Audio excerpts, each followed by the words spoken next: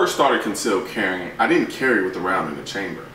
Instead of treating it like the inanimate object that it was, I decided to personify it and give it free will. At that point, I believed the gun would just go off whenever it got bored. For all intents and purposes, in my mind, the trigger was a high-powered magnet and would attract any and everything around it to cause it to snag and go off. As far as I was concerned, my gun was a ticking time bomb ready to go off at any given opportunity. Come to think of it, I probably should have been part of the Brady campaign. I carried without a round in the chamber and convinced myself that I would have more than enough time to pull my gun, rack the slide, and present it if anything ever happened. I mean, hell, they did it all the time in movies, didn't they? And I'm sure that if anything were to happen, I'd see the harm coming before it actually got to me. At the end of the day, they'll see me rack my gun and know that I'm serious, right? Wrong. My shooting competitions were a big eye-opener. I had a hard enough time drawing quickly with one in the chamber, much less having to rack around before I presented it. Don't get me wrong, you can train to rack your slide and present your gun and get pretty good at it.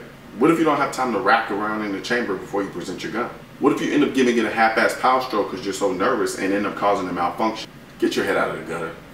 Honestly, that's a lot that can go wrong in a short amount of time. But honestly, I can understand being nervous about carrying a gun with a round in the chamber. Hell, let the anti-gunners tell you you're carrying an unstable death ray in your pants. And I won't be so arrogant as to say you should or you shouldn't carry with one in the chamber. But you have to be honest with yourself and understand the limitations that come with carrying without one in the chamber. If you're new to concealed carry and you just can't wrap your head around carrying a loaded firearm in your pants, do this. Carry the gun for a couple of months without a round in the chamber.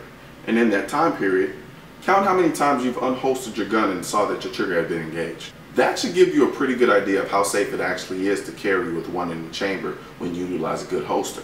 But let's get one thing clear.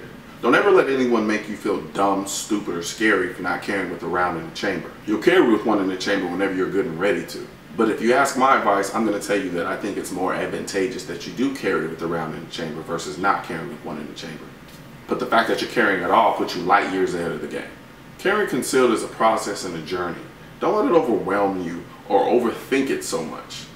Eventually, you'll end up doing these things without even thinking about it. But in the meantime, keep calm and carry one.